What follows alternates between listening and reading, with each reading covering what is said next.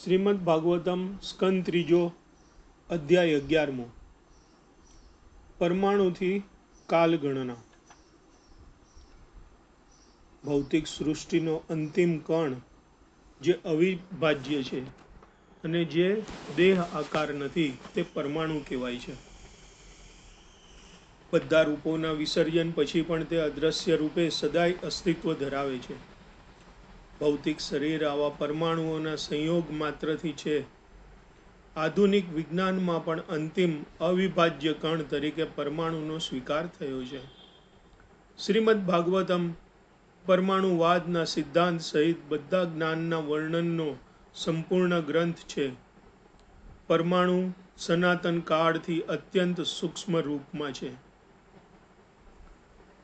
પરમાણુઓ પ્રગટ સૃષ્ટિની ચરમ અવસ્થા છે, જ્યારે તે જુદા જુદા પદાર્થો રચ્યા વિના પોતાના જ સ્વરૂપોમાં રહે છે, ત્યારે તે કૈવલ્ય અવસ્થા કહેવાય છે। પ્રાકૃત સ્વરૂપો ચોક્કસપણે જુદા જુદા દેહો છે, પરંતુ પરમાણુઓથી જ સૃષ્ટિની રચના સંપૂર્ણ થાય છે।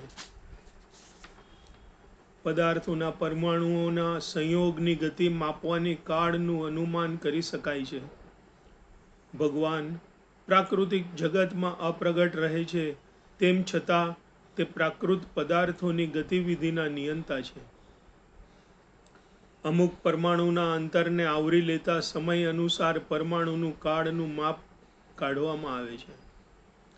સમય અને અંતર પરસ્પર સંબંધ ધરાવનારા સંજ્ઞા છે। પરમાણુઓના અંતરને આવરી લેતા સમય પ્રમાણે સમય માપવામાં આવે છે। સૂર્યની ગતિ પ્રમાણે પ્રમાણ સમયની ગણના થાય છે। એક પરમાણુ ઉપરથી પસાર થવા સૂર્યને જેટલો સમય લાગે છે, તેટલા સમયને પરમાણુ કાળ કહેવામાં આવે છે। પરમ મહાન કાળ નિર્વિશેષ સૃષ્ટિના સમગ્ર અસ્તિત્વને આવરી લે છે। બધા ગ્રહો પરિભ્રમણ કરે છે અને પ્રમાણમાં અંતરની ગણના થાય છે। દરેક ગ્રહની વિશિષ્ટ ભ્રમણ કક્ષા હોય છે, જેમાં તે અસ્ખલિતપણે ભ્રમણ કરે છે। તે જ રીતે સૂર્યને પણ તેની ભ્રમણ કક્ષા છે।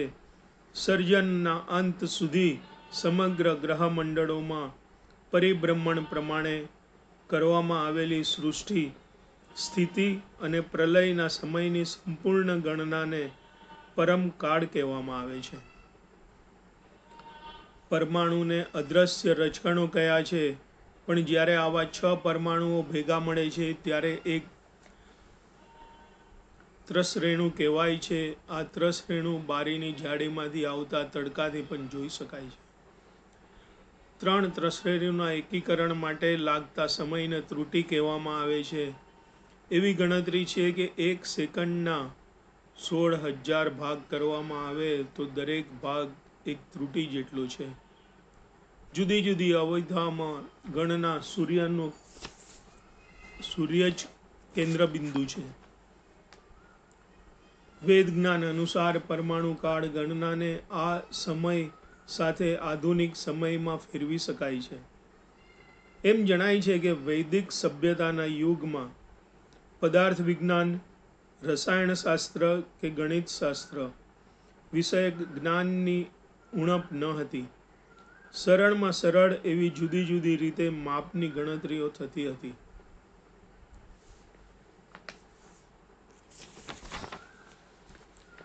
સનાતન કાળના પ્રતિનિધિત્વ દ્વારા પરમેશ્વરના આદેશ હેઠળ પ્રભાવકારી ગ્રહો, નક્ષત્રો, તારાઓ અને પરમાણુઓ વિશ્વમાં સર્વત્ર પોતપોતાની ભ્રમણ કક્ષામાં પરિભ્રમણ કરે છે। બ્રહ્મ સંહિતામાં કહ્યું છે કે સૂર્ય પરમેશ્વરની આંખ છે અને તે તેની વિશિષ્ટ ભ્રમણ કક્ષામાં પરિભ્રમણ કરે છે। તે જ પ્રમાણે સૂર્યથી માંડીને પરમાણુ સુધીના બધા જ પદાર્થો કાળચક્રના પ્રભાવ હેઠળ છે અને તે દરેકને એક સંવત્સરનો નિર્ધારિત ભ્રમણ કાળ છે। હે વિદુરજી, ગગનમંડળમાંના સૂર્ય, ચંદ્ર, તારાઓ, નક્ષત્રોની ભ્રમણ કક્ષા સમયના 5 જુદા જુદા નામ છે, જે અનુક્રમે સંવત્સર, પરિત્સર, ઈડાવસર અનુવત્સર અને વત્સર કહેવાય છે, તે દરેકને પોતાનું સંવત્સર છે. શ્રીમદ ભાગવતના ઉપરના શ્લોકમાં નિરૂપાયેલા પદાર્થ વિજ્ઞાન, રસાયણશાસ્ત્ર, ગણિતશાસ્ત્ર, ખગોળશાસ્ત્ર, કાળ અને અવકાશ વિષયક વિષય વસ્તુ અમુક વિષયના અભ્યાસી માટે અવશ્ય રસપ્રદ છે, પરંતુ તે સંબંધે શાસ્ત્રીય જ્ઞાન પ્રમાણે બહુ ઊંડાણપૂર્વક અત્યારે છાણવટ કરતા નથી. જ્ઞાનની બધી શાખાઓ ઉપર પૂર્ણ પુરુષોત્તમનું પ્રતિનિધિત્વ ધરાવનાર કાળનું સર્વોપરી નિયમન છે. આ વિધાન બધા વિષયોના સાર છે. ભગવાનથી રહિત એવું કશું જ અસ્તિત્વમાં નથી. આપણા અલ્પ જ્ઞાનને અતિશય અદ્ભુત લાગે તેવું બધું જ પરમેશ્વરની જાદુઈ લાકડીનું જ કામ છે. 2 પક્ષનો એક માસ અને 12 માસનું એક સૌર્ય વર્ષ અથવા સૂર્યની એક પૂર્ણ પ્રદક્ષિણા થાય છે. મનુષ્યના જીવનની અપેક્ષા 100 વર્ષ સુધી રખાય છે. જેમના નિયમન હેઠળ ભગવાનની આંખ ગણાતો સૂર્ય પણ સનાતન કાળની નિયત કક્ષામાં પરિભ્રમણ કરે છે, તેવા આદિપુરુષ પૂર્ણ પુરુષોત્તમ ભગવાન ગોવિંદને હું ભજું છું. સર્વ ગ્રહોના રાજા સૂર્ય છે અને ઉષ્ણતા અને પ્રકાશની અમર્યાદ શક્તિ ધરાવે છે.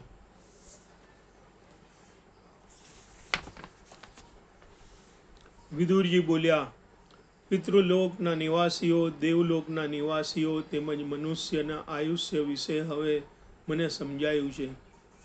હવે જે જ્ઞાની જીવાત્માઓ કલ્પની મર્યાદાથી પર છે, તેમના આયુષ્ય વિશે કૃપા કરીને મને જણાવો. બધા ગ્રહોના પ્રકારો જુદા જુદા છે અને દરેકનું નિયમન જુદા જુદા કાળચક્ર અથવા સનાતન કાળના સમય પ્રમાણે થાય છે. પૃથ્વી ગ્રહનો સમય બીજા વધુ ઉન્નત ગ્રહલોકને લાગુ થતો નથી. તેથી વિદુરજી અહીં અન્ય ગ્રહલોકના આયુષ્ય વિશે પૂછા કરે છે. મૈત્રેય બોલ્યા, હે વિદુરજી, સત્ય, ત્રેતા, દ્વાપર અને કળિયુગ મળીને એક ચતુર્યુગ કહેવાય છે. આ બધાના સંયોગથી થતા કુલ વર્ષો દેવોના 12,000 વર્ષ બરાબર છે. હે વિદુરજી, સતયુગમાં મનુષ્ય સંપૂર્ણ યોગ્ય રીતે ધર્મનું પાલન કરતા હતા, પરંતુ અન્ય યુગોમાં અધર્મનો પ્રવેશ થવાથી ધર્મનો ક્રમે ક્રમે એક ભાગ જેટલો ક્ષય થવા લાગ્યો. જ્યારે બ્રહ્મદેવની રાત્રિના સમયમાં નિદ્રાધીન થાય છે, ત્યારે બ્રહ્મલોકથી નીચેના 3 લોક પ્રલય જળમાં ડૂબી જાય છે. નિંદ્રાવસ્થામાં બ્રહ્મા ગર્ભોદસ્કાઈ વિષ્ણુનું સ્વપ્નમાં ધ્યાન કરે છે અને ભગવાન પાસેથી પુનર્સૃષ્ટિ રચના કરવા અંગેનો આદેશ પ્રાપ્ત કરે છે. બ્રહ્માની રાત્રિના અંત પછી બ્રહ્માના દિવસ દરમિયાન 3 લોકની રચનાનું કાર્ય ફરીથી શરૂ થાય છે. બ્રહ્માના એક દિવસમાં 14 મનુઓ થાય છે અને દરેકના જુદા જુદા વંશજો હોય છે. અંધારયુક્ત તમોયુક્તના નજીવા આંશિક સ્પર્શથી કાળના પ્રભાવે પરિણામથી બ્રહ્માની રાત્રિ દ્વારા 3 લોકનો પ્રલય થાય છે. 3 લોકને પ્રજ્વલિત કરે છે. આ 3 લોક છે ભૂર, ભુવસ્વ, પાતાળ, મૃત્યુ અને સ્વર્ગ. અસંખ્ય જીવાત્માઓ પ્રલયમાં ડૂબી જાય છે અને જાણે પરમેશ્વરની શક્તિરૂપ દ્રશ્ય ઉપર પડદો પડતો હોય તેવું જણાય છે અને બધું શાંત થઈ જાય છે. જ્યારે બ્રહ્માની રાત્રિ આવે છે ત્યારે 3 લોક અદ્રશ્ય રહે છે, તેમજ સૂર્ય તથા ચંદ્ર સાધારણ રાત્રિ દરમિયાન જેમ નિસ્તેજ હોય તેમજ તેજ વગરના હોય છે. એમ જણાય છે કે સૂર્ય અને ચંદ્રનું તેજ 3 લોકમાંથી અદ્રશ્ય થાય છે, પણ સૂર્ય, ચંદ્ર પોતે અદ્રશ્ય તો થતા જ નથી. તેઓ વિશ્વના બાકી રહેલા ભાગમાં પ્રગટ થાય છે, જે ભાગ 3 લોકના કાર્યક્ષેત્રની બહાર હોય છે. પ્રલયમાંનો ભાગ સૂર્ય કે ચંદ્રના પ્રકાશ ધરા વગર રહે છે અને તે અંધકાર અને જળથી ભરેલો હોય છે. પ્રલયના આરંભ કાળે બધા જ સાગરો છલકાઈ જાય છે અને વંટોળયુક્ત પવન ફૂંકાય છે. તેથી સાગરના મોજા ભયંકર બને છે અને તત્કાળ ત્રણેય લોક જળમય બને છે. ત્યારબાદ વર્ષો સુધી મુસળધાર વરસાદ, તોફાની પવનો અને પ્રચંડ મોજાનો પ્રકોપ થાય છે. તેથી બધા જ સમુદ્રો અને મહાસાગરો છલકાઈ જાય છે. આ પ્રતિક્રિયા એ ત્રણ લોકના આંશિક પ્રલયનો પ્રારંભ છે. ભગવાનની નિંદ્રાવસ્થા પણ તેમની અંતરંગ શક્તિનો જ એક આવિર્ભાવ છે. આધ્યાત્મક અર્થાત દિવ્ય અવસ્થામાં બધી પ્રવૃત્તિઓ વિદ્યમાન રહે છે. ભૃગુ જેવા મહર્ષિઓ તે દિવ્ય લીલાના ગુણગાન કરે છે. બ્રહ્માજીના આયુષ્યના 100 વર્ષ બે ભાગમાં વિભાજિત થાય છે, પૂર્વાર્ધ અને ઉત્તરાર્ધ. બ્રહ્માના જીવનનો પૂર્વાર્ધ પસાર થઈ ચૂક્યો છે અને અત્યારે ઉત્તરાર્ધ પ્રવર્તે છે. બ્રહ્માના જન્મની સાથે જ વેદો પણ ઉત્પન્ન થયા હતા. પરમાણુથી માંડીને બ્રહ્માના આયુષ્ય સુધીના કાળના વિવિધ પરિણામો વિશે મહર્ષિ મૈત્રેયજીએ સારું એવું નિરૂપણ કર્યું છે. હવે તે અનંત એવા ભગવાનના કાળ વિશે કંઈક ખ્યાલ આપવાનો પ્રયત્ન કરે છે. બ્રહ્માના આયુષ્યના ધોરણ દ્વારા તે ભગવાનના અનંત કાળ વિશે માત્ર સૂચન જ કરે છે. બ્રહ્માના આયુષ્યનો એકંદર અવધિ ભગવાનના સમયની 1 સેકન્ડથી પણ ઓછો ગણવામાં આવે છે. બ્રહ્મ સંહિતામાં આ પ્રમાણે સ્પષ્ટીકરણ કરેલું છે.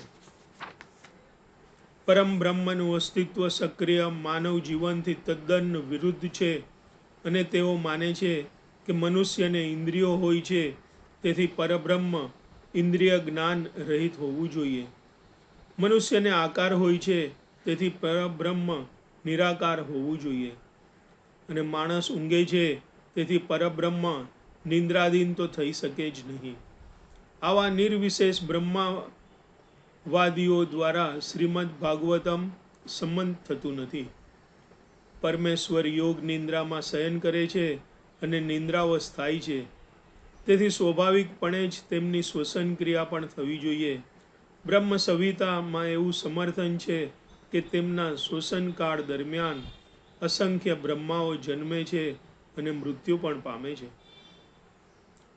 શ્રીમદ ભાગવતમ અને બ્રહ્મ સંહિતા વચ્ચે મતનું સંપૂર્ણ ઐક્ય છે.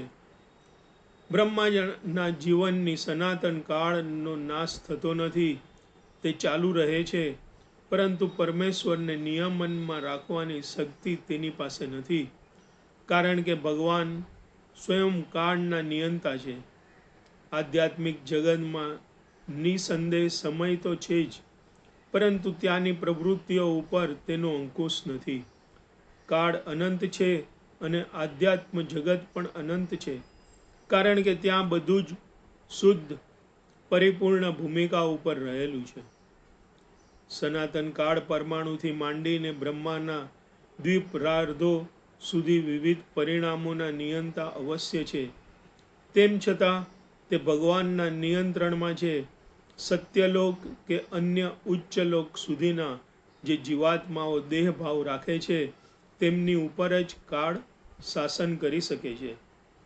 વિશ્વના આવરણો પૃથ્વી, જળ, તેજ, વાયુ, આકાશ તત્વોના બનેલા છે. કારણ દસ્કર સાગર અને યોગ નિંદ્રામાં શયન કરતા અને તેમના શ્વાસોશ્વાસથી અસંખ્ય વિશ્વો ઉત્પન્ન કરનારા ભગવાન વિષ્ણુ ભૌતિક જગતના કામચલાઉ સર્જનો માટે મહત્તત્વ માત્ર ટૂંક સમય માટે જ પ્રગટ થાય છે. ભગવાન કૃષ્ણના તેઓ શ્વાંશ વિસ્તાર છે અને તેથી ભગવાન કૃષ્ણથી તેઓ અભિન્ન હોવા છતાં ભૌતિક વિશ્વમાં તેનું ઔપચારિક અવતારણ રૂપે પ્રાગટ્ય રૂપ અસ્થાયી છે. ભગવાનનું આદિમૂળ રૂપ જ વાસ્તવમાં સ્વરૂપ છે, એટલે કે મૂળ રૂપ છે. તેમનો શાશ્વત નિવાસ વૈકુંઠ લોક કે વિષ્ણુલોક છે. કૃષ્ણ પરમેશ્વર છે અને તેઓ ગોવિંદ નામે ઓળખાતા આદ્ય ભગવાન ગોવિંદ છે. તેમનું સ્વરૂપ શાશ્વત છે, સચ્ચિદાનંદમય છે અને તેઓ જ સર્વ કારણોના આદિ કારણ છે. આમ શ્રીમદ ભાગવતમના તૃતીય સ્કંદના પરમાણુથી કાળગણના નામના 11મા અધ્યાય પરના ભક્તિ વેદાંત ભાવાર્થો પૂર્ણ થાય છે. શ્રી કૃષ્ણમ શરણમ મમ.